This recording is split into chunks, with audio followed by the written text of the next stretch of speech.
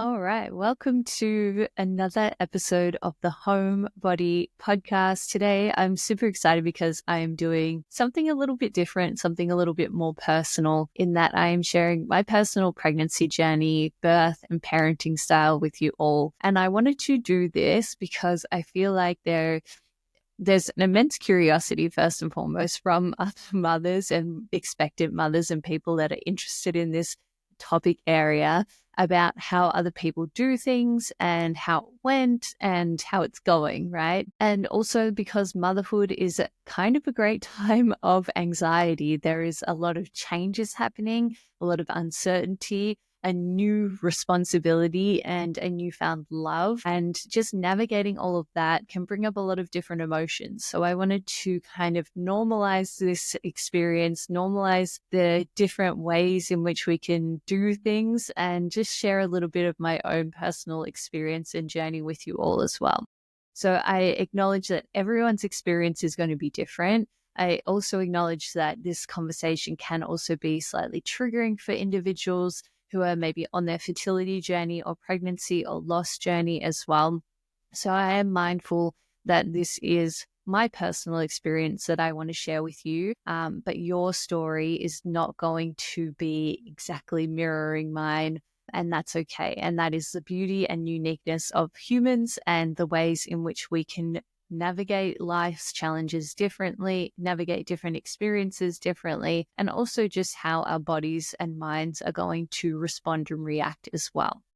So I just want to start off first with my pregnancy experience. That seems like the natural place to begin. And I guess for me, pregnancy was something that I had thought I've always wanted to become a mother since I was a little girl. I always dreamed about having a little girl of my own, and I had decided when I was 12 years old that her name was going to be Scout from To Kill a Mockingbird, because that young, fiery, and just super curious and empathetic and just genuineness of that little girl in the To Kill a Mockingbird book was something that I really resonated with. And so when I found out that I was pregnant, I knew it was going to be a little girl. I knew it was going to be Scout coming to me. And this was very, very exciting to me. So for individuals who may not know, that my husband has a brain tumor, an oligodendroglioma. And this past year, we had to decide whether or not he was going to undergo chemotherapy treatment. And so part of that was also the discussion around, do we want to have kids? How do we want that to happen? Because once you start that kind of process of treatment, then you have to be mindful of what that is going to do to sperm DNA and how that can potentially cause issues in offspring as well. We made the decision that we wanted to try naturally prior to him starting his treatment. And so we were very, very fortunate in that we were able to fall pregnant rather quickly. I think I fell pregnant on the second month of trying, which is completely amazing. And I'm very, very grateful for that experience. Prior to that, though, I had also been prepping my body for pregnancy and to increase my fertility. So I was taking a number of supplements. Matcha root was one of them. Black cohosh was another one. This is not medical advice at all. This was based upon my own research as to how to support my body to prepare itself for pregnancy. I had also been taking vitamin B6 for a few months prior to falling pregnant to help with morning sickness. And I had also been taking magnesium, fish oil, and what was the other one? Vitamin D3 as well, just to prepare my body for the transition that it was going to go through, as well as to set me up for hopefully a more easy first trimester. So that was kind of how I prepared for it. And that was kind of how we ended up deciding that we wanted to have kids and being put into that position. This is something that we were excited about. It's something that we really wanted to do. And it was something that we wanted to do on our own, if possible as well. So that was how we kind of came to the decision to start our family, and then also how we became pregnant. My initial emotions, of course, were like super excited. I think I still have all of the pregnancy tests that I took because there was a lot of anxiety around obviously a potential miscarriage or losing the baby in the first trimester. I think I tested myself probably every day for like over a week just to make sure that I actually was pregnant before I told Damien. And that was really hard to sit on because I just wanted to be sure in myself. I didn't want to bring up the excitement levels prior to it being something that I felt sure about. And so this plays into anxiety in and of itself, right? So I think I still have all of those pregnancy tests as well because, they mean a lot to me now. They signal a shift in who I was and who I was becoming. There was definitely a lot of fear and uncertainty that came into that as well. Obviously, the anxiety that I feel is completely natural, that is experienced in the first trimester. Also, because we are kind of bombarded with messages that the first trimester, you have to keep everything quiet. We don't want to share it too early just in case something happens, right? And this is kind of like pre-primed us to fear this potential consequence or natural consequence that can occur of a missed miscarriage or miscarriage in general. And I think this is really, really isolating, right? I felt really difficult not to share with people that I loved what was going on for me, especially because it is such a period of intense physical transformation, right? Like you are battling all sorts of hormonal changes. Your mind is going a million miles an hour about all of what is to come and all of what has been already.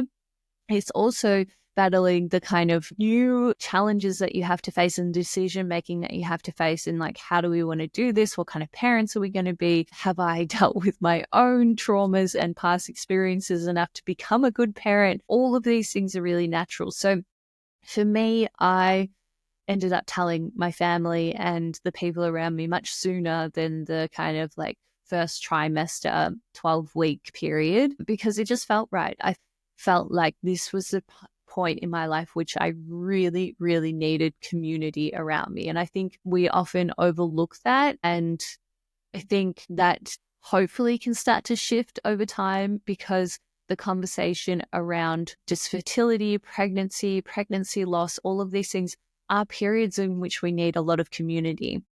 So that was kind of my initial reaction. Obviously, the physical and emotional changes came thick and fast. The physical is something that I feel like you can feel really, really well before it manifests in the kind of physical form that other people can see. But for me, fatigue was the number one thing. Fatigue.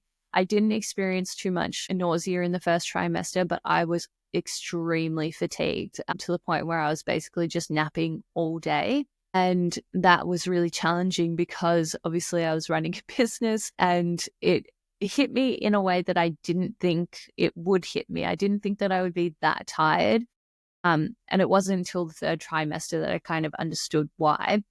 But the anxiety for me in the first it really continued on until about week 16 to 18. And then when I was in that second trimester, after week 16 to 18, I can't quite remember, I started to feel the calmest that I'd ever felt before. And so this kind of signaled to me that it's necessary to have that fear and anxiety around the uncertainty of who you're becoming and what you're bringing into the world in order to become the best parent that you possibly can, right? Because what does that anxiety do?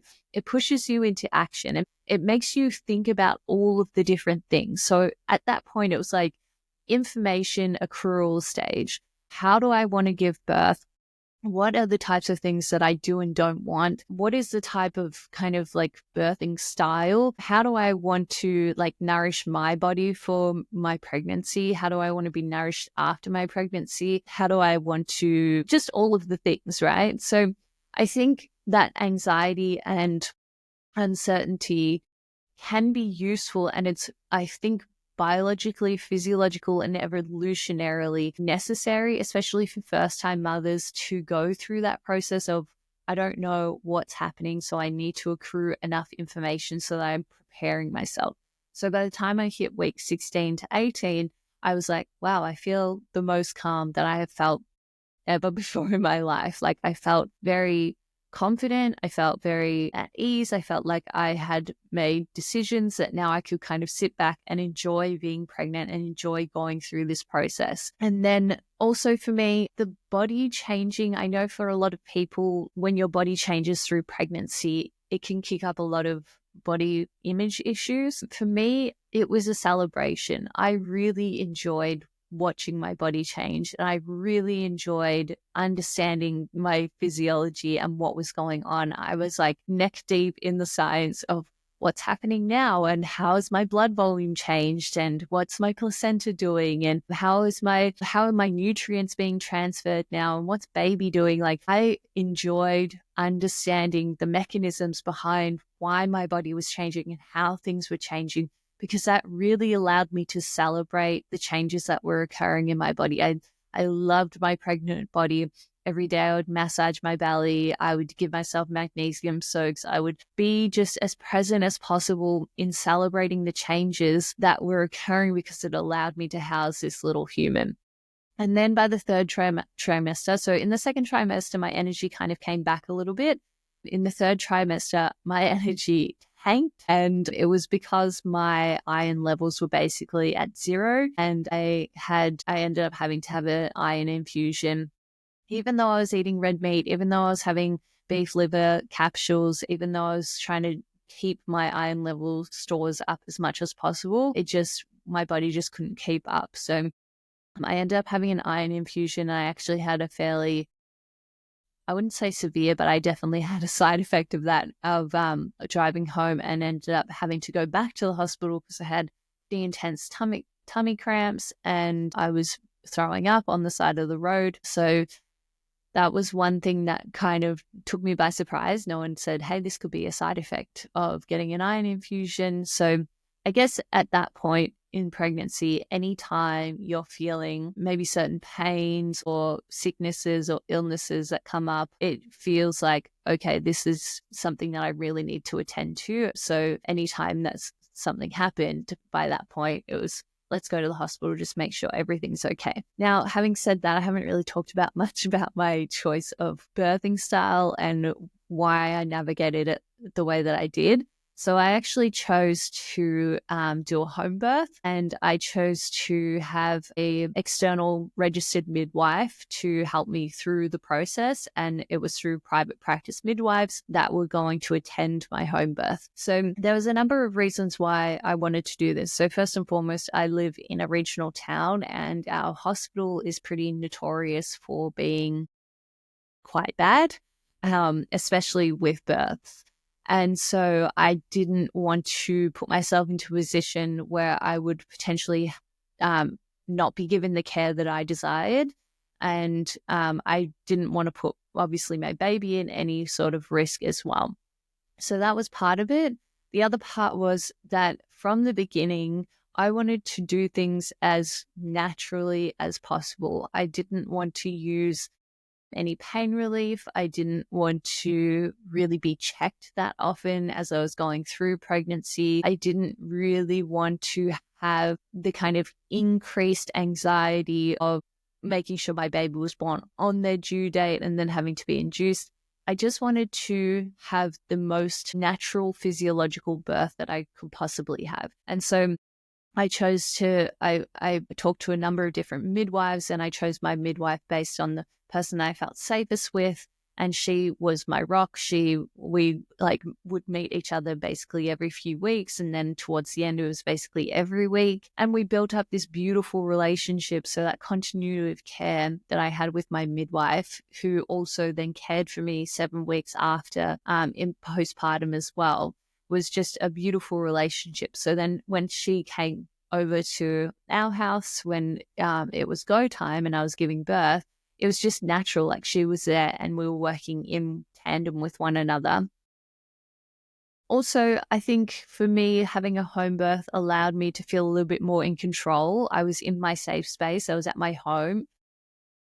If there were things that I wanted, they were there. I didn't have to think about packing things away so that I could take them to another place. Also, I feel like humans have the mammalian dive reflex. So a kind of evolution has kind of geared us to birth in water. And so that was what I desired. And I wasn't able to do that at a hospital as well. They didn't have water bath for the birth portion of the birth available to us. So these were all the decisions that I had made. And so when we got to the day of the actual labor, I woke up at about 6 a.m. and I kind of felt a pain in my belly. And I was like, that's a new feeling that I have. I'm pretty sure it's a contraction.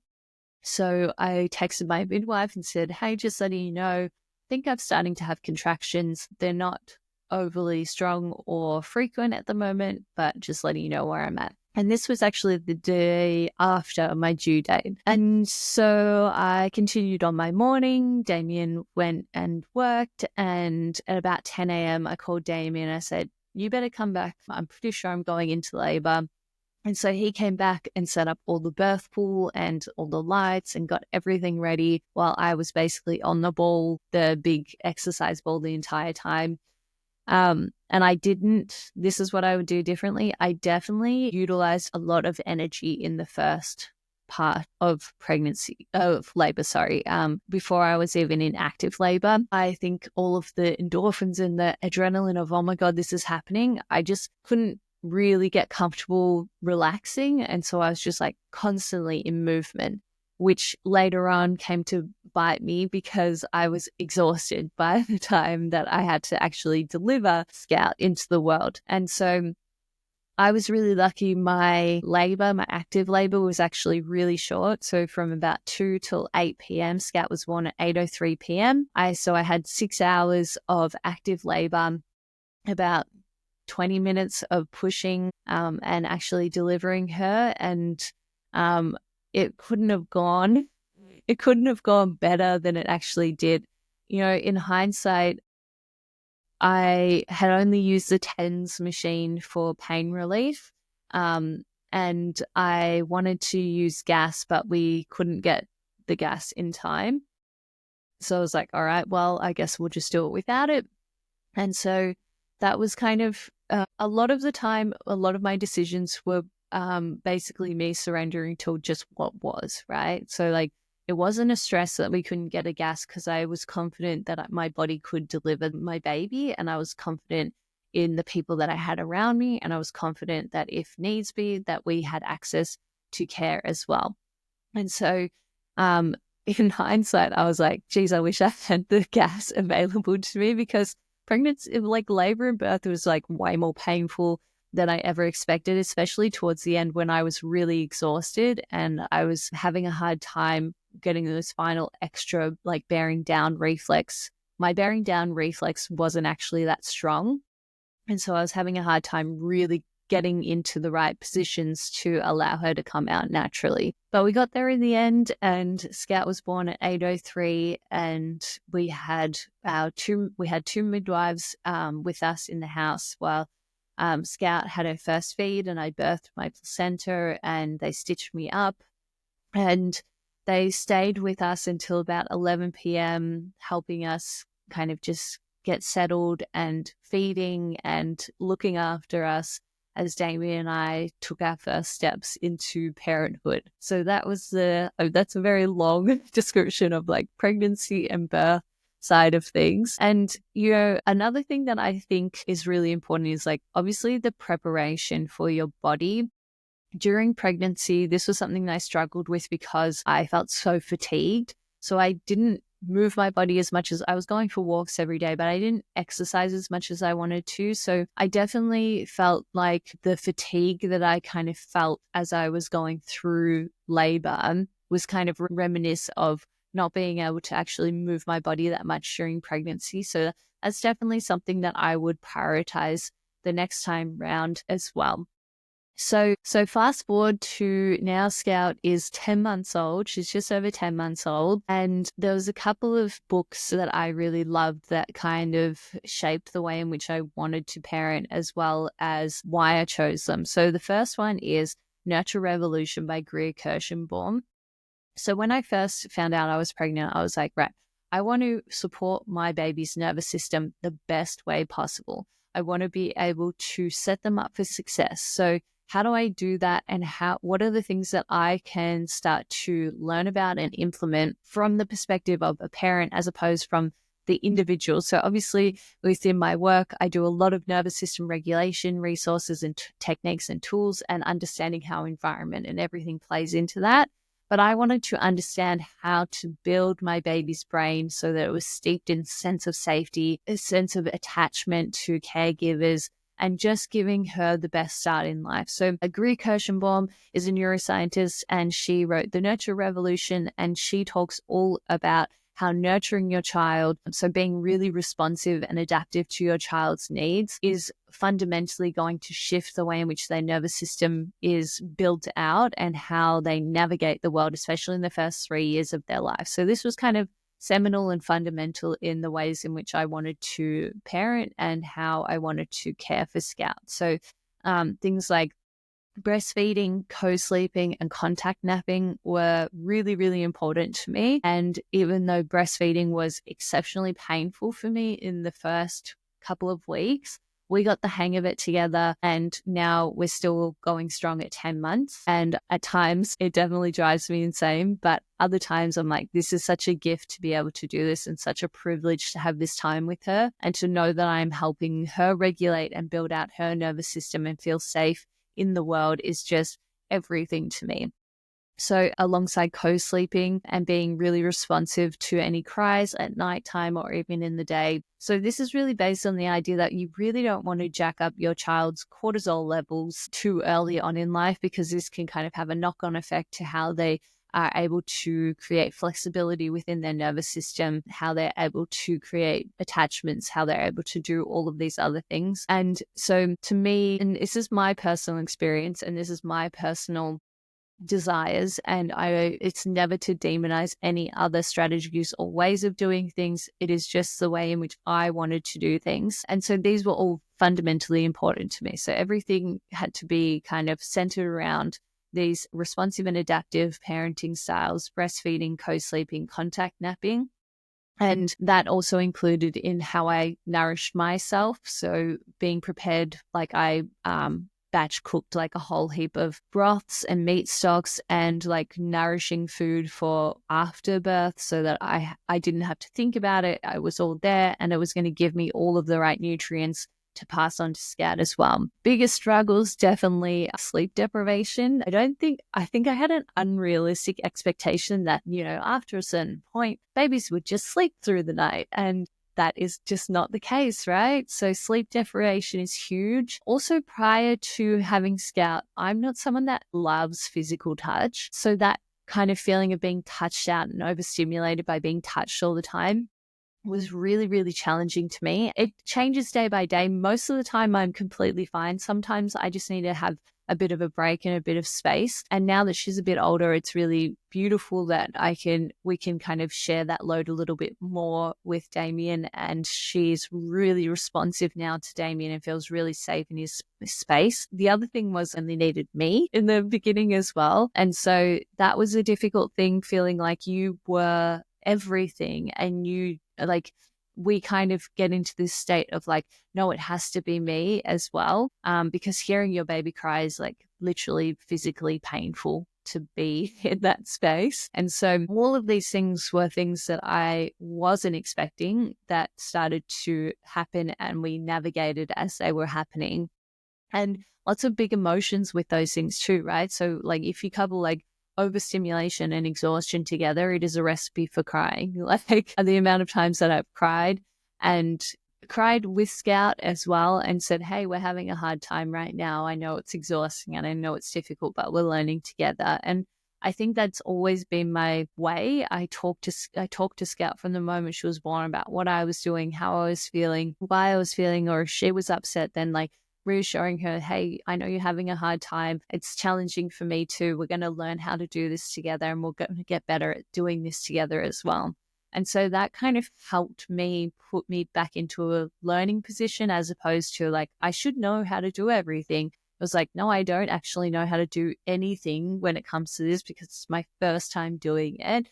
And we might have an expectation of how it is, but the reality is far, far different. So I think that was a huge kind of desire for me to go in with like blank slate of not having an expectation of how I would be able to do all of the things or feel a certain way or get my body back or anything like that. So I just wanted to go in and just experience it as it was and be as present as possible. And I think that that feeling of like grieving your old self was something that hit me really hard around the like 6-month mark, because then your baby's starting to get a bit bigger and a bit able to like move around. And I don't know why 6 months just seems like the point in which people are like, right, they're 6 months now, like you can go back to being you now. And so I think I struggled a little bit with that identity shift from maiden to mother of like, I'm no longer that person. Therefore, the way in which I do things is very different to how I would do things before. And it's okay for me to wish that I could do certain things the same way that I was doing before. Also really loving and really wanting to be the person that I am now, right? So there's such duality in those things. And I think that was the point in which I was like, right, I need to start to learn how to nurture myself, how to start to find the rhythm of my own regulation that helps Scout regulate, that regulates the household as well. So starting to shift the way in which I was nourishing my body, like making sure that I was making time for a shower, making sure that I was like cleaning up my space and being able to enjoy the space that I was in, not watching TV all day, because that's what I did for the first 3 months, was to just sit on the couch, breastfeed and watch like Gilmore Girls. And so at a certain point I was like, all right, this has to change because it's not making me feel the best and it's making me feel kind of nostalgic and sitting in that space of like wanting to go back, but also wanting to be here. So I need to start to create a new space, a new paradigm of how to regulate myself and how to be here and be present. And so that's a work in progress still, right? So 10 months postpartum, and I would say now is like, every month I'm like, wow, it just gets easier, but it also gets more challenging. And it's something that I think, even when Scout is 18, it's going to be easier and challenging at the same time as well. And there's always going to be a new kind of identity shift that you have to step into as you're navigating your child's life as well. So I think I'm going to wrap it up here before I warble on for too long about this. But hopefully you have found this semi-insightful. I'm going to put up some resources, the books that I really enjoyed that helped me kind of navigate pregnancy, postpartum, and the ways in which I kind of shaped the way in which I wanted to become a parent, the ways in which I wanted to birth, and the choices that I make. I'll put some lists in the show notes for you below. But this is a conversation. This is an open invitation. I would love to hear about your experience, about your birth story, about your choices if you're pregnant or thinking of becoming parents or just curious. Feel free to ask me questions. Reach out to me on Instagram at Anna the Anxiety Coach. I always love having people join in the conversation. So thank you for being a part of this intimate conversation, and I will catch you in the next episode.